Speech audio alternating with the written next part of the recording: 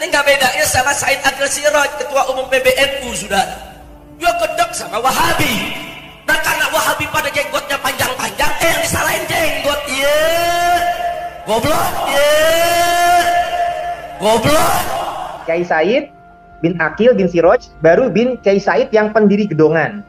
Nah, itu beliau bin Kiai Murtasim, bin Kiai Haji Raden Nuruddin, bin Raden Muridin, bin Raden Alin, Pangeran Dipati Cirebon alias Pangeran Suwarga, bin Pangeran Pasarian alias Muhammad Tajul Arifin, bin Syarif Hidayatullah Sunan Gunung Jati yang kedua. Kok orang goblok jadi ketua PBNU ya? Kok orang goblok jadi ketua PBNU ya?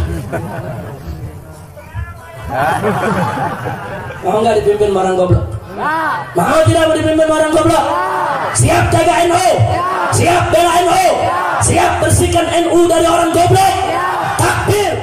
Nah, Musa Al-Kazim bin Ja'far Shadiq bin Muhammad Al-Bagir bin Ali Zainal Abidin bin Imam Hussein bin Ali bin Abi Thalib yang menikah dengan Sayyidah Fatimah Zahra binti Rasulullah Muhammad Sallallahu Alaihi Wasallam. Jadi kalau silsilah ini kita runut tadi, ini bersambung garis laki lurus dari Kiai Said Akil Siraj sampai dengan ke Imam Ali bin Abi Thalib. Wow. Jadi justru yang Said dan Syarif itu dah, ya contohnya ya para Kiai Nusantara, termasuk Kiai Said Akil Siraj, bukan para Habaib Ba'alawi Muasaliaman.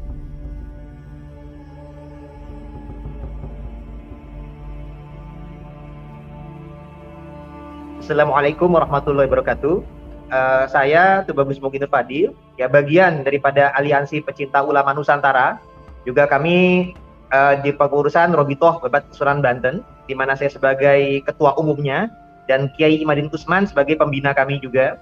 Jadi kami juga mengucap, dan juga di PWI Perjuangan Wali Songo Indonesia, di mana saya dan Kiai Imad sebagai wakil dan ketua umumnya adalah Gus Abbas Buntet Cirebon. Intinya kami mengucapkan selamat ulang tahun kepada Kiai Haji Said Akil Siraj. Semoga di usianya yang ke-71 itu semakin berkah dalam dakwahnya dan menjadi tokoh yang bisa pemersatu umat. Jadi kami melihat beliau adalah tokoh sesepuh ulama yang justru dalam masalah nasab ini bersikap bijaksana dan objektif. Jadi beliau menyampaikan kalau masalah nasab yang terjadi sekarang sedang ramai-ramainya dengan kajian tesis saudara kami Kiai Imadin Usman, beliau mendukung selama itu kajiannya ilmiah. Nah, ini bertolak belakang dengan beberapa yang tanpa mengkaji penelitiannya Kiai Imad, tapi sudah berlaku subjektif, mendukung, mohon maaf, para kabid Ba'alawi Muasaliaman secara subjektif hanya dengan dasar prasangka saja, hanya dengan dasar husnuzon saja. Padahal kami bersama Kiai Imad itu sudah menelitinya secara objektif, baik dengan kajian ilmiah, kaidah ilmu nasab, ilmu sejarah, dan bahkan juga kami kolaborasikan dengan ilmu genetik yang terkini. Dan ini tidak hanya sekedar mohon maaf ada sentimen kepada para habaib, ini bukan, tapi memang sifatnya demi amar ma'ruf nahi mungkar. Jadi karena Kiai Said Akil Siraj sendiri, saya juga minta izin juga nih Pak Yusuf, akan saya sebutkan silsilah beliau berdasarkan versi silsilah revisi. Jadi akan saya sebutkan juga. Jadi dalam rangka memperingati ulang tahun beliau, supaya masyarakat tahu keturunan Wali Songo itu adalah keturunan Rasulullah yang asli, dan contoh yang bisa menjadi panutan kita adalah ya Kiai Said Akil Siraj. Nah, beliau inilah yang ulama pewaris Nabi, tapi juga secara kezuriatannya pun juga beliau memang keturunan Rasulullah yang asli. Jadi tepat apabila kita sebut sebagai Said Akil Siraj. Nah, mana? Ada Said mau disebutkan ya. ini? Ya, mau saya sebutkan biar masyarakat tahu. Mohon maaf, saya minta izin sekalian ini. Nah, jadi nanti kita juga sebut juga sumber-sumber datanya juga ya. Jadi ini biar pelurusan sekaligus. Ya, oke. Jadi baik. Jadi Kiai Said Akil Siraj itu kan Said bin Akil bin Siraj. Nah, Kiai Said bin Akil bin Siraj baru bin Kiai Said yang pendiri Gedongan. Nah, itu beliau bin Kiai Murtasim, yang mana Kiai Murtasim ini masih berkerabat dengan leluhurnya keluarga Buntet dengan Benda Kerep. Jadi kalau keluarga Buntet Benda Kerep termasuk Gus Abbas itu kan keturunan daripada Kiai Muta'at. Nah, Kiai Muta'at ini adik daripada Kiai Murtasim yang merupakan leluhurnya keluarga Gedongan, leluhurnya keluarga Kiai Said Akil Siraj sendiri. Nah, jadi dari Kiai Murtasim bin Kiai Haji Raden Nuruddin bin Raden Muridin bin Raden Ali, bin Pangeran Punjul, bin Pangeran Penghulu Kasepuhan, bin Pangeran Senopati atau Bagus, bin Pangeran Kebon Agung alias Pangeran Sutajaya V, bin Pangeran Dalem Anom alias Pangeran Sutajaya Ingkang Sedo Ing Tambak, bin Pangeran Nata Manggala, bin Pangeran Sutajaya Sedo Ing Demung, bin Pangeran Wira Sutajaya. Nah, ini adalah adik daripada Panembahan Ratu Cirebon. Nah, baru bin Pangeran Dipati Cirebon alias Pangeran Suwarga, bin Pangeran Pasarean alias Muhammad Tajul Arifin, bin Syarif Hidayatullah Sunan Gunung Jati yang kedua. Nah, dulu Sunan Gunung Jati ini dibelokkan ke versi Asmat Khan Ba'alawi Muasal Yaman. Dan Wali Songo ini alhamdulillah bersambung kepada Rasulullah, tapi bukan dari Muasal Ba'alawi Muasal Yaman. Nah, jadi dulu para Wali Songo itu jelas ada istilah yang kita sering kenal Maulana Maghribi, yang artinya dari Maroko. Dan juga ada tokoh yang bergelar Mahdum Ibrahim Asmarakandi, yang mana itu berasal dari Samarkand, Uzbekistan. Nah, tapi ini ditenggelamkan, dibelokkan, artinya ada dua muasal yang dari Maroko dan dari Uzbek, ini dibelokkan sejarah dan silsilahnya seakan-akan malah ke Ba'alawi muasal Yaman. Nah, padahal para keturunan Ba'alawi muasal Yaman ini tidak ada satupun yang bergelar Mahdum.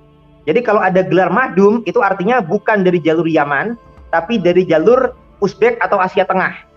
Nah, jadi dalam data sejarah Banten pun, itu Sunan Gunung Jati tercatat dengan gelar Sunan Mahdum Gunung Jati. Nah, kemudian misalkan Sunan Ampel punya anak Sunan Bonang, aliasnya adalah Sunan Mahdum Ibrahim. Nah, Mahdum ini penanda bukan keturunan jalur Yaman, tapi keturunan daripada jalur Uzbek, karena gelarnya pun Mahdum. Nah, tadi sudah saya sebut silsilah Kiai Said Agil Siroj sampai dengan Sunan Gunung Jati. Lanjutan ke atasnya yang kita juga sudah merevisi berdasarkan perbandingan data manuskrip yang ada di Nusantara, dan juga sudah mendapatkan isbat nasab dari Nakib, dari Irak, kemudian Mesir, dan juga India. Bahwasanya Syarif Hidayatullah Sunan Gunung Jati Cirebon ini adalah bin Said Abdullah bin Ali Nurul Alam bin Syekh Jumadil Kubro alias Jamuddin Akbar Al-Husaini, kemudian bin Husain Jalaluddin bin Ahmad Kabir bin Husain Jalaluddin bin Ali bin Ja'far bin Muhammad bin Mahmud bin Ahmad bin Abdullah bin Ali Askori bin Ja'far Az-Zaki bin Ali An-Naqi bin Muhammad Al-Jawad bin Ali At-Taqi, Muhammad Jawad bin Ali Arido bin Musa Al-Kazim. Nah, Musa Al-Kazim ini adalah kakak daripada Ali Uraid yang diklaim sebagai leluhurnya Ba'alawi. Nah, Musa Al-Kazim bin Ja'far Shodiq bin Muhammad Al-Bagir bin Ali Zainal Abidin bin Imam Hussein bin Ali bin Abi Thalib yang menikah dengan Sayyidah Fatimah Zahra binti Rasulullah Muhammad Sallallahu Alaihi Wasallam. Jadi kalau silsilah ini kita runut tadi, ini bersambung garis laki lurus dari Kiai Said Agil Siroj sampai dengan ke Imam Ali bin Abi Thalib. Wow. Jadi justru yang Said dan Syarif itu dah, ya contohnya ya para Kiai Nusantara, termasuk Kiai Said Agil Siroj, bukan para habaib Ba'alawi Muasal Yaman yang tidak terbukti secara ilmiah, begitu. Jadi untuk data-data tadi tersebut, mungkin juga kemarin pada Suka TV ada perbincangan tentang data-data manuskrip. Saya sampaikan juga karena waktu kemarin itu yang berdiskusikan tidak saya dengan Pak Farihin. Nah, silsilah tadi ini yang Cirebon ini per tanggal 14 Januari sudah ditetapkan di Keraton Kanoman Cirebon, Pak Yusuf. Jadi selain ini pengakuan dari data eksternal, data internal ini per 14 Januari sudah ditetapkan oleh Keraton Kanoman Cirebon. Bahwasanya memang demikianlah silsilah Sunan Gunung Jati itu ke jalur Musa Al-Kazim, bukan ke jalur Ba'alawi. Dan perbandingan data pun, data ini lebih tua dibandingkan versi data ke Ba'alawi Muasal Yaman.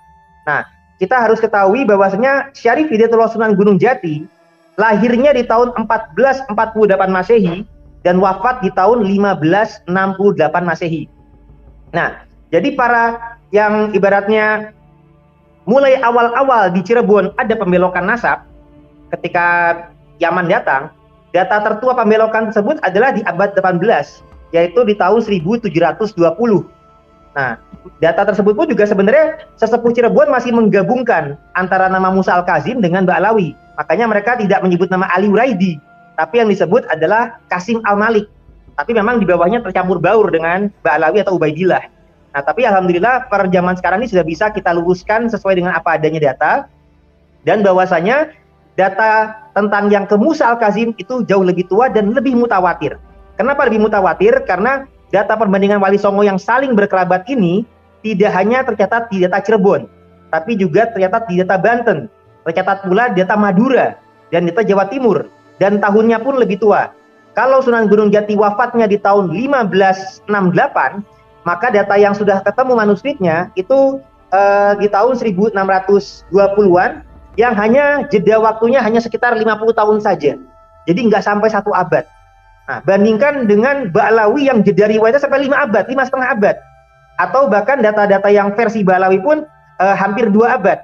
Nah, sedangkan masa hidup sebelum Sunan Gunung Jati wafat, ini sudah ketemu data manuskrip yang lebih dekat, hanya selisih 50 tahun saja, terbukti mencatat silsilah yang Sunan Gunung Jati itu ke jalur Musa Al-Kazim. Nah, jadi kita masalah kontra Ba'lawi ini dalam rangka meluruskan, bukan dalam rangka kebencian, bukan dalam rangka dengki apa gimana, bukan. Tapi karena mereka juga ada perendahan kepada kiai. Nah, nasab itu kan kalau dalam Islam dipelajari, diberitakan Rasul adalah untuk dipelajari untuk menyambung silaturahim. Rasul bersabda, pelajarilah dari nasabmu sesuatu yang dapat membantumu menghubungkan silaturahim. Nah, jadi bukan untuk disalahgunakan untuk rasis, radikal, sombong, takabur, merendahkan yang lain. Nah, makanya Kiai Said Akil Siraj dan para ulama-ulama NU yang punya silsilah ke Wali Songo tidak menyombongkan nasab-nasab tersebut. Ini di sini kita terpaksa membukanya supaya menyadarkan masyarakat kita, bukan dalam artian supaya menghormati karena nasab. Karena kemuliaan bukan dari nasab. Kemuliaan itu atas dasar takwa. Kalau silsilah kita pelajari perintah Rasul fardu kifayah adalah untuk menyambungkan silaturahim dan juga untuk menjaga dan sejarah kita, dan juga untuk menjaga iman dan takwa. Karena apabila leluhur kita baik, tentunya keturunan-keturunan ini harus mengetahui sisa leluhurnya untuk meneruskan perjuangan leluhur di masa berikutnya. Jadi sifatnya untuk menjaga tersebut, menjaga iman, menjaga Islam, menjaga nilai-nilai kebaikan, bukan buat disombongkan, kemudian menjual-jual nasab itu untuk dawir, merendahkan para kiai yang lain, sombong. Nah, itu merupakan penyalahgunaan nasab.